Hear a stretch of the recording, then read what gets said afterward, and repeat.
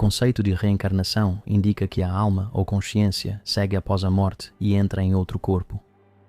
Um forte indício de reencarnação é quando crianças pequenas recordam memórias vívidas de uma vida passada.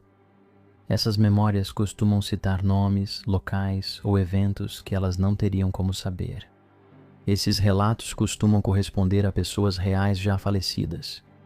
Neste vídeo, analisaremos 5 casos com fortes evidências de possíveis vidas passadas. Este vídeo é patrocinado pela Raycon. Agora, tenho usado os fones de ouvido abertos essenciais da Raycon e eles mudaram completamente a forma como eu escuto coisas enquanto estou me movimentando. Normalmente, com fones de ouvido comuns, você fica totalmente isolado do mundo. Você não ouve carros, pessoas, nada. Mas esses ficam logo fora do seu canal auditivo, então você ainda vai ter um som bem claro enquanto continua atento ao que está acontecendo ao seu redor. Ideal para ouvir nosso podcast assustador sem se assustar tanto. Você ouve o áudio claramente, mas sem se desligar do mundo real, o que é mais seguro e prático. São muito leves, com gancho de orelha giratório, o que garante que fiquem no lugar. Usei em exercícios, caminhadas e limpeza e nunca caíram ou ficaram desconfortáveis. Uma das minhas funções favoritas é a conexão multiponto, assim posso alternar entre meu celular e meu laptop instantaneamente, sem precisar reconectar. Isso é super prático quando bate uma inspiração para trabalhar nesses vídeos. E em relação à bateria, eles oferecem 8 horas de reprodução, mais 36 horas com o estojo. Então, literalmente, eu só preciso carregá-los cerca de uma vez por semana. Agora, eu tenho usado esses fones praticamente todos os dias desde que os recebi. São eles que eu realmente escolho em vez dos meus outros fones de ouvido, porque ainda consigo ouvir o que está acontecendo ao meu redor, sem sacrificar a qualidade do som. Eles se tornaram uma parte importante da minha rotina diária. Raycon já tem mais de 3 milhões de clientes, oferecendo som de qualidade igual a marcas caras, sem custos com endossos de celebridades ou grandes margens de varejo. Além disso, se você não ficar satisfeito, eles oferecem uma garantia de 30 dias. Então, se você quiser melhorar seu áudio do dia a dia e continuar atento enquanto se movimenta, acesse buyraycon.com/top5s, buyraycon.com/top5shopping para ganhar 15% de desconto no seu pedido. É buyraycon.com/top5s, buyraycon.com/top5s open para 15% de desconto. Obrigado a Raycon por patrocinar o vídeo de hoje. A história de Cade. Cade foi um bebê milagroso, nascido de pais que acreditavam não poder ter filhos. Desde pequeno, ele tinha comportamentos diferentes dos demais. Ele parecia maduro para a idade, um adulto no corpo de criança. Ele engatinhou, andou e falou antes dos colegas, e aos 18 meses de idade já conseguia manter conversas inteligentes com os pais. Por volta dos 3 anos de idade, Cade começou a dizer que se lembrava de ter morrido. Ele acordava no meio da noite, gritando sobre trabalhar em um prédio alto com vista para a Estátua da Liberdade do escritório. Ele contou que sonhou caindo do prédio, da mesma forma como ele havia morrido. Os relatos detalhados de Nova York e de um prédio de escritórios alto fizeram seus pais questionarem se Cade viveu algo ligado ao World Trade Center em outra vida. Eles questionaram como ele sabia dos ataques ao World Trade Center, já que ninguém da família foi diretamente afetado e nunca falaram sobre isso. Cade ainda não frequentava a escola nem tinha ido a Nova York. Achando que era só imaginação, seus pais tentaram descartar a ideia de uma vida passada. Cade logo ficou obcecado por aviões, desenhando, construindo-os, mas também tinha muito medo deles. Ele também tinha uma aversão intensa a prédios altos e evitava olhar para eles. Se visse um enquanto estava fora, comparava-o às Torres Gêmeas. Aos 7 anos de idade, Cade afirmou que estava em um prédio alto que foi atingido por alguma coisa, causando uma explosão, e que ele havia caído. As lembranças dele sugeriam que esteve no World Trade Center durante os ataques. No documentário Ghost Inside My Child, Cade explica que o avião atingiu o World Trade Center, ficou preso no prédio e que ele ainda estava vivo enquanto caía até que os escombros o atingiram, resultando em sua morte. Dá uma olhada. O avião atingiu o World Trade Center e depois ficou preso no prédio. Quando eu estava caindo, eu ainda estava viva, e então todos os escombros caíram sobre mim. Eu não senti porque eu morri. Nessa época, Cade começou a pedir para sua mãe mudar seu nome, dizendo que não queria mais ser chamado de Cade. Preocupada com o que ouvia, a mãe de Cade compartilhou sua história em um fórum online. Outra mãe percebeu, entrou em contato e enviou um link sobre um homem que morreu no World Trade Center em 11 de setembro, cuja história de vida correspondia às descrições de Cade. Após pesquisar sobre a vida e morte desse homem, a família de Cade se convenceu de que ele era sua reencarnação. Apesar de acreditarem na vida passada de Cade, decidiram não procurar a família do homem para não causar sofrimento. Cade lembra da vida passada, mas tem dificuldade de se conectar com outras crianças que se assustam com suas lembranças. Desde o documentário, Cade e a família mantêm discrição, focando para que ele viva o presente em vez de se prender ao passado. Purnima Ekanayake, a garotinha que foi um homem em uma vida anterior. Nascida em Bakamuna, no Sri Lanka, em 1987, Purnima começou a falar, ainda muito jovem, sobre sua vida anterior como menino. Ela também dizia frequentemente: pessoas que atropelam outras são pessoas más. A afirmação ganhou sentido quando sua mãe se abalou após um grave acidente de carro próximo à sua casa. Para confortá-la, Purnima a tranquilizou dizendo: não pense nesse acidente. Eu vim até você depois de um acidente. Ela contou como, depois do acidente, fechou os olhos e se encontrou aqui, explicando que não foi para o hospital porque havia um monte de ferro em cima do meu corpo. Em seguida, ela descreveu uma experiência de flutuar em um espaço pouco iluminado, observando seu próprio funeral antes de ver uma luz que a guiou até sua nova família em Bakamuna. Na vida anterior, Purnima disse ter sido um homem que supervisionava uma fábrica de incensos da família. Ela descreveu a fábrica perto de uma olaria e de um lago. Ela também lembrou de outra mãe chamada Simona e 2 esposas. Aos 4 anos, ao ver um programa sobre o templo Kalanya, Purnima o reconheceu e disse aos pais que já morou do outro lado do rio em outra vida. O pai dela, que era professor, trabalhava com W.G. Sumanasiri, que tinha conexões com a área próxima ao templo Kalanya e, intrigado com as afirmações de Purnima, decidiu investigar. Sumanasiri descobriu que L.A. Wijesiri, um fabricante de incenso daquela região, tinha um cunhado chamado Jinadasa Pereira, que havia morrido tragicamente em um acidente de ônibus em 1985, apenas 2 anos antes de Purnima nascer. Vários detalhes dados por Purnima foram confirmados, levando ela e sua família a visitar a casa dos Wijesiri. Durante essa visita, ao encontrar Owija Wijesiri, Purnima exclamou: "Ele é meu cunhado", e apontou uma antiga lesão no joelho dele, afirmando que ela mesma havia tratado disso em sua vida passada. Ela também contou com precisão detalhes sobre amigos e familiares daquela vida, o que convenceu firmemente Wijesiri de que Purnima era a reencarnação de Jinadasa. Ela reconheceu várias pessoas do lado de fora, incluindo Somasiri e Violet, irmã mais nova de Jinadasa. Vários pontos do relato de Purnima foram confirmados, como Jinadasa ter deixado a primeira esposa, irmã de Wijesiri, e passado os últimos anos com outra mulher em outra região do país, sem se casar legalmente com nenhuma delas. Como outras crianças que relatam vidas passadas, as memórias de Purnima sumiram com o tempo.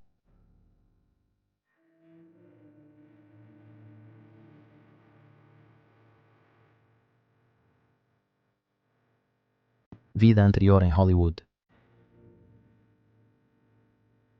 Ryan Hammonds, nascido em 2004 em Oklahoma, enfrentou dificuldades de fala quando criança devido às adenoides aumentadas. Após removê-las aos 4 anos, ele logo começou a falar em frases completas e relatar memórias vívidas de uma suposta vida passada em Hollywood. Ryan insistia que tinha 3 filhos adotivos e pediu à mãe, Cindy, que o levasse para Hollywood para se reunir com sua outra família. Ele contou que morava em uma casa grande com piscina numa rua que tinha Rock no nome, se orgulhava de um carro verde que só ele podia dirigir e lembrava com carinho das viagens à praia com namoradas.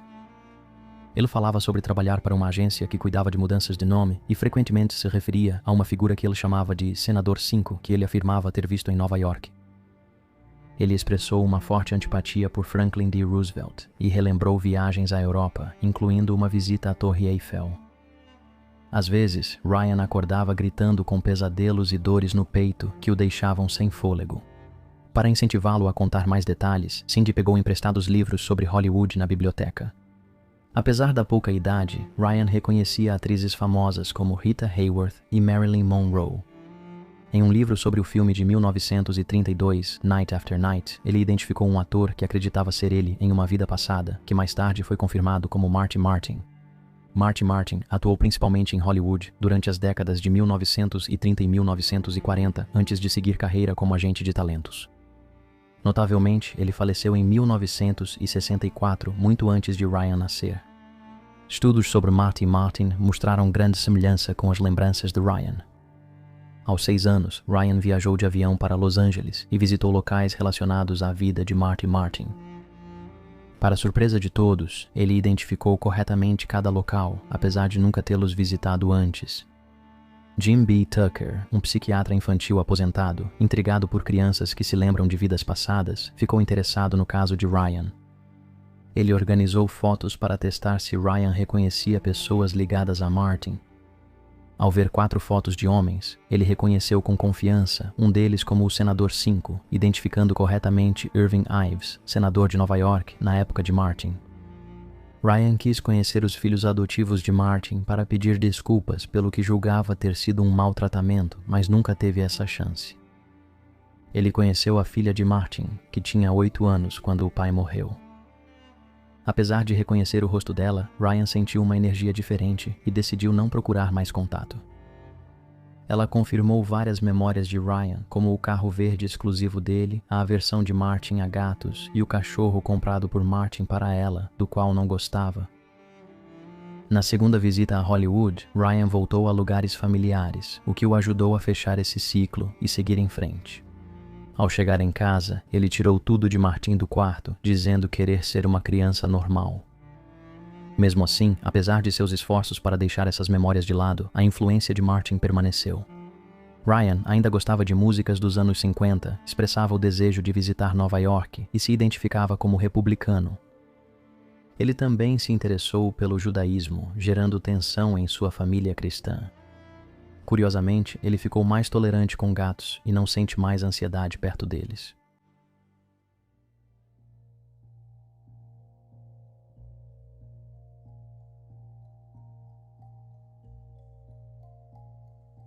Nazi Aldanaf, a reencarnação de Fuad.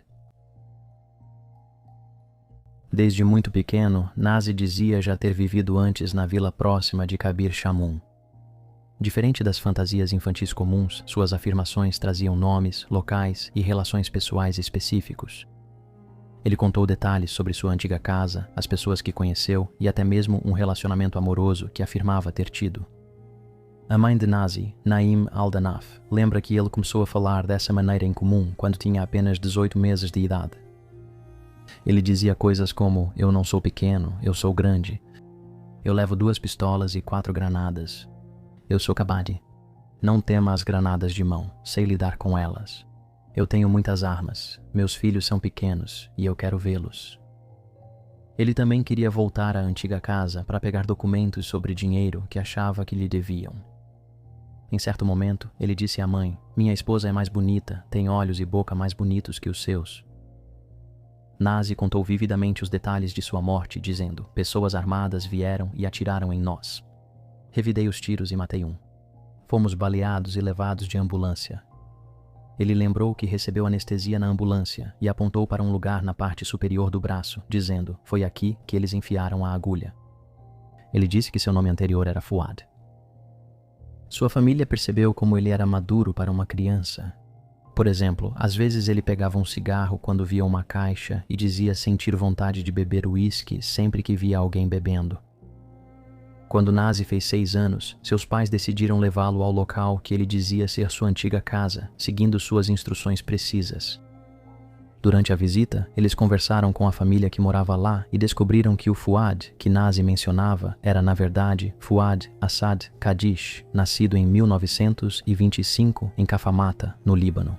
Fuad havia trabalhado como guarda-costas no centro druso, em Beirute, e teve 8 filhos com sua primeira esposa, Fida, e mais 5 com sua segunda esposa, Najdia.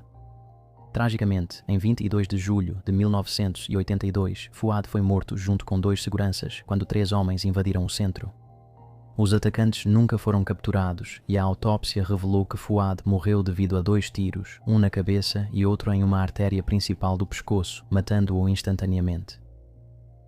Ao final da visita, o conhecimento notável de Nazi sobre a vida de Fuad convenceu Najdia e seus filhos de que ele era realmente a reencarnação de Fuad, a ponto de a família do falecido sentir que estava se reconectando com seu marido e pai. O caso de Nazi é um dos exemplos mais convincentes de memórias alinhadas com fatos de uma vida passada.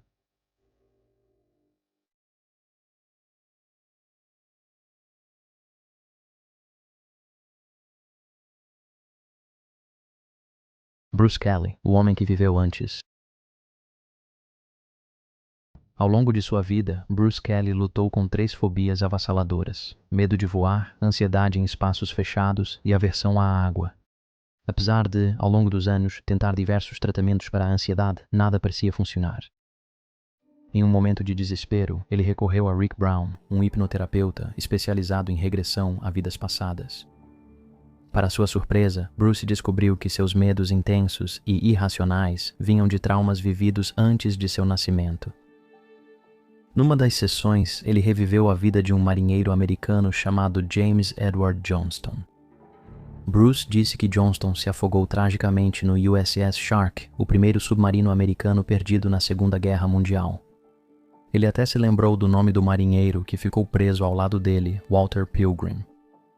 Em uma lembrança detalhada, Bruce descreveu como tanto Johnston quanto Pilgrim morreram exatamente às 23h34 do dia 11 de fevereiro de 1942.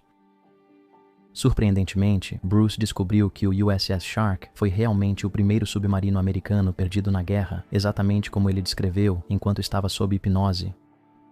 Nos 6 meses seguintes, Bruce visitou Rick Brown cerca de uma vez por semana. A cada sessão, mais detalhes sobre a vida de James Edward Johnston surgiam. Numa das sessões, Bruce se viu como Johnston, aos 12 anos, ao lado do leito de morte da mãe, junto de sua jovem prima, Elizabeth.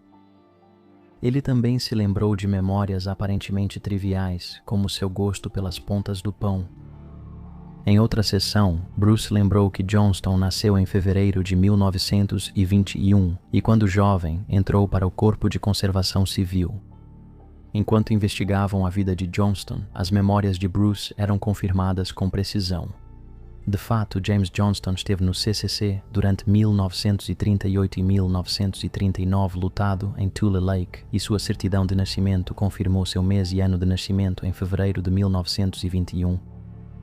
Em abril de 1993, 5 anos após sua primeira sessão de hipnose, Bruce decidiu visitar a cidade natal de Johnston, Jacksonville, Alabama. Ao chegar à casa onde Johnston e a mãe viveram, ele se emocionou. Lembrei como ele entrava pela rua de trás e usava a porta dos fundos. Senti o peso de ser um cidadão de segunda classe, eram pobres e a mãe dele era solteira. Bruce conheceu várias pessoas que lembravam de James Johnston na infância, incluindo sua prima Elizabeth Betty Watson. Ele achava que ela era a mesma Elizabeth das sessões de hipnose, a jovem que estava com James quando sua mãe morreu.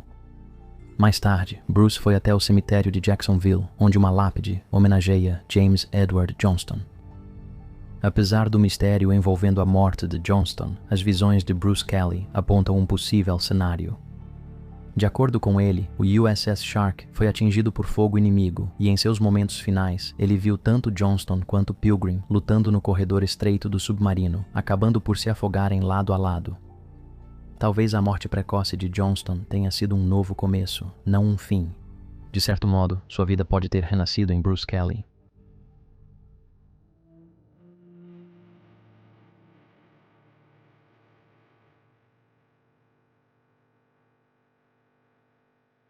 O piloto que retornou. Talvez um dos casos mais conhecidos de suposta reencarnação seja o do garotinho da Louisiana, James Leininger. James nasceu em 10 de abril de 1998 e desde a tenra idade de 22 meses começou a fazer referência a uma versão passada de si mesmo. Ele contava partes desconexas de uma história sobre um acidente de avião na água. Quando completou 2 anos, pesadelos vívidos se tornaram frequentes, durante os quais ele gritava frases como "avião caiu em chamas e homenzinho não consegue sair". Inicialmente, seus pais descartaram isso como apenas uma fase. A preocupação deles cresceu ao notarem que James simulava quedas de avião com brinquedos e falava sobre explosões e ficar preso. A preocupação deles virou curiosidade quando James disse que já tinha se chamado James em outra vida, pilotava um Corsair com pneus furados e fazia parte de um esquadrão no Natoma com um amigo, Jack Larson. Os detalhes que ele deu eram informações que não poderia ter aprendido na escola ou com a família.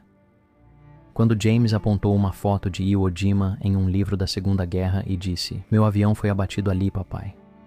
Seu pai sentiu-se compelido a investigar mais a fundo. Para sua surpresa, ele descobriu que realmente existia um porta-aviões da Marinha dos Estados Unidos chamado USS Natoma Bay, que desempenhou um papel significativo na batalha em torno de Iwo Jima em 1945. Além disso, caças-bombardeiros F-4 Corsair decolaram do Natoma na batalha e sofriam estouros ou pneus furados após pousos bruscos no convés do porta-aviões. O mais impressionante é que James M. Houston serviu no porta-aviões e foi o único aviador do Natoma morto na batalha. Enquanto pesquisava, o pai de James descobriu que Jack Larson existia de verdade e, surpreendentemente, ainda estava vivo. Ele procurou Larson para contar a história do filho ao ex-piloto da Marinha, que relembrou o ocorrido naquele dia. Larson voou com Houston e presenciou o trágico acidente descrito por James. O avião de Houston teve o motor atingido, pegou fogo e caiu na água. Os pesadelos de James continuaram até seus 8 anos, mas ficaram menos intensos que as experiências aterrorizantes da primeira infância. Independentemente da verdade por trás dos sonhos extraordinários, James Houston agora aparenta estar em paz. Então, será que essas pessoas e muitas outras com lembranças semelhantes de vidas passadas realmente renasceram após a morte, ou suas lembranças são apenas coincidências extraordinárias? Vamos deixar que você decida.